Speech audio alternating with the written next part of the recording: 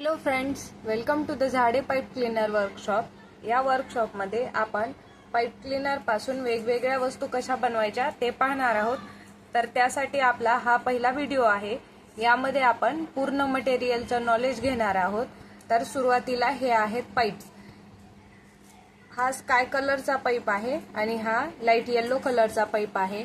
अशा पद्धतीचे तुम्हाला मार्केटमध्ये वेगवेगळ्या कलरचे जवळपास 100-150 कलरचे पाईप्स मिळून जातात. लाईट डार्क शेडचे तुम्हाला ज्या पद्धतीचे आर्टवर्क बनवायचे आहे त्या पद्धतीचे कलर्स तुम्ही परचेस करू शकता.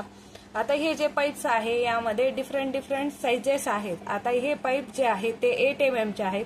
याच्यापेक्षा ह्याची जी थिकनेस असते त्यावरून याची साईज ठरवली जाते. याची साईज 8 mm आहे आणि याच्यापेक्षा जर छोटी साईज असेल तर ती 6 mm 4 mm अशा पद्धतीची असते.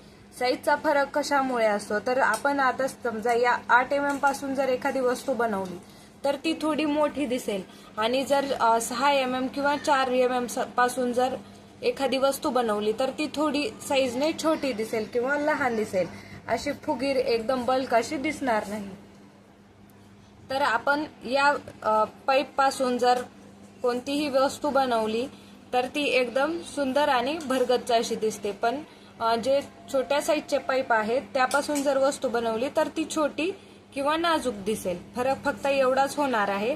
परंतु शक्यतो तुम्ही हे जाड पाईप्स वापरा. सुरुवातीला प्रॅक्टिससाठी जर तुमच्याकडे छोटे पाईप्स असतील तर काही प्रॉब्लेम नाही, तुम्ही त्याचा यूज करू शकता. तर हे झाले पाईप्स. त्यानंतर ह्या आहेत स्टिक. ही आहे ग्रीन स्टिक.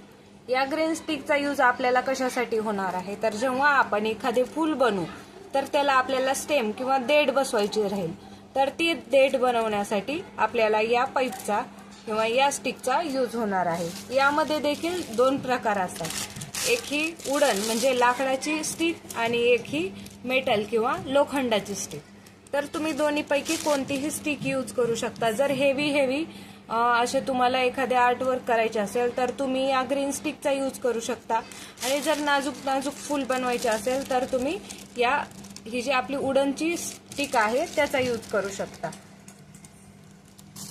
तुम्हाला किटमध्ये मी या स्टिक देणारच आहे, परंतु तुम्ही जर किट माझ्याकडून नाही घेतली तर तुम्हाला बाहेरून हे मटेरियल्स परचेस करावे लागते. हे आहेत पोलन्स. या पोलनमध्ये देखील खूप सारे कलर्स खूप साऱ्या व्हरायटी अवेलेबल असतात. आता हे जे पोलन्स आहेत हे एकदम नाजूक पोलन्स आहेत. तुम्ही फ्लावर ज्वेलरी बघितलेली असेल त्यामध्ये जे पोलन्स असतात ते थोडेसे जाड असतात. ते पोलन्स देखील तुम्ही इथे यूज करू शकता. परंतु आपण हे जे पाईप क्लीनर आर्ट आहे त्यासाठी शक्यतो हे जे नाजूक पोलन्स आहेत हेच यूज करायचे आहेत. यामध्ये सुद्धा खूप सारे कलर सुंदर असे कलर्स अवेलेबल असतात. मी इथे तुम्हाला आता हे 2 कलर्स दाखवत आहे.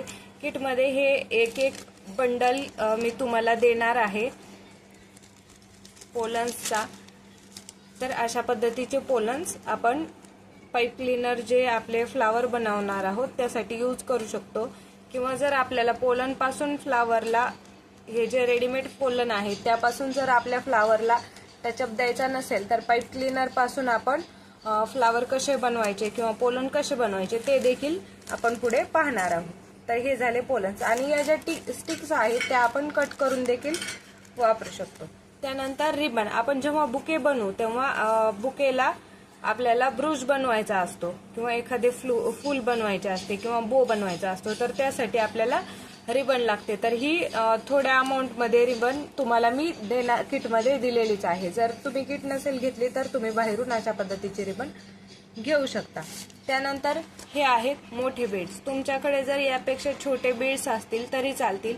आपण पर्सला किंवा किचन जेव्हा बनवू तेव्हा त्याला डेकोरेशनला हे बीड्स वापरणार आहोत. यामध्ये तुमच्याकडे जर गोल्डन कलरचे किंवा मल्टी कलरचे बीड्स असतील तरी चालेल. तुम्ही कोणत्याही बीड्सचा इथे यूज करू शकता. त्यानंतर हे आहे कटर. आता आपण पाईप कट करताना शक्यतो याच कटरचा यूज करायचा आहे कारण याने एकदम शार्पली हे पाईप कट केले जातात आणि जर तुम्ही कात्रीने हे पाईप कट केले तर हे कातर खराब होऊ शकते. त्यामुळे तुम्ही शक्यतो या कटरचाच वापर करायचा आहे. हे कटर मी तुम्हाला किटमध्ये दिलेले नाही कारण किटमध्ये द्यायचे म्हणले तर किटचे चार्जेस वाढतात आणि प्रत्येकाच्या घरी कात्री वगैरे तर असतेच, तर तुम्ही कात्रीने सुरुवातीला हे जे पैसे आहेत ते तुम्ही कट करू शकता. त्यानंतर ग्लूगन.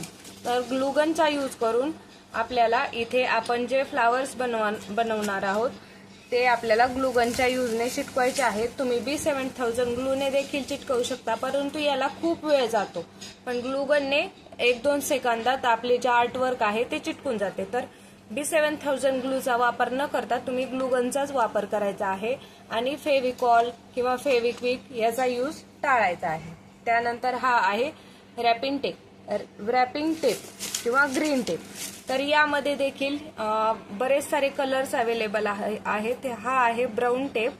तर आपल्याला शक्यतो ग्रीन टेपच यूज करायचा आहे. हा मी किटमध्ये देणार आहे.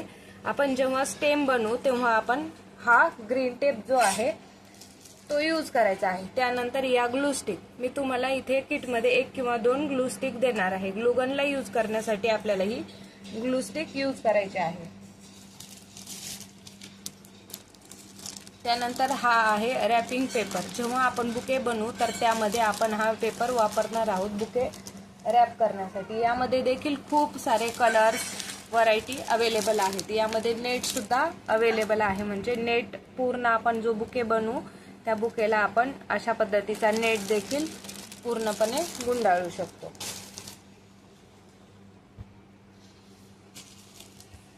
त्यानंतर ह्या आहेत की रिंग्स, किंवा आपण जे किचन बनवणार आहोत त्या किचनला बसवण्यासाठी आपण हे की रिंग्स वापरणार आहोत आणि या की रिंग्सचा यूज करून आपण किचन हँग करणार आहोत. हे इझिली स्टोअर्समध्ये मिळून जाईल किटमध्ये. तसं तर मी हे की रिंग्स दिलेलेच आहे. आणि आपल्याकडे होलसेल आणि रिटेलमध्ये पाईप क्लीनरचे सर्व मटेरियल्स अवेलेबल आहेत. त्याचबरोबर मी आरी वर्क आणि रेझिन आर्टचा सुद्धा क्लास करते. जर तुम्हाला बाकीच्या क्लासबद्दल किंवा मटेरियल्सबद्दल काही नॉलेज हवे असेल तर तुम्ही मला DM करू शकता किंवा कॉल करू शकता. तर हा झाला आपला पहिला व्हिडिओ आणि तुम्हाला पुढच्या आपल्या प्रोसेससाठी किंवा क्लाससाठी ऑल द बेस्ट. थँक्यू.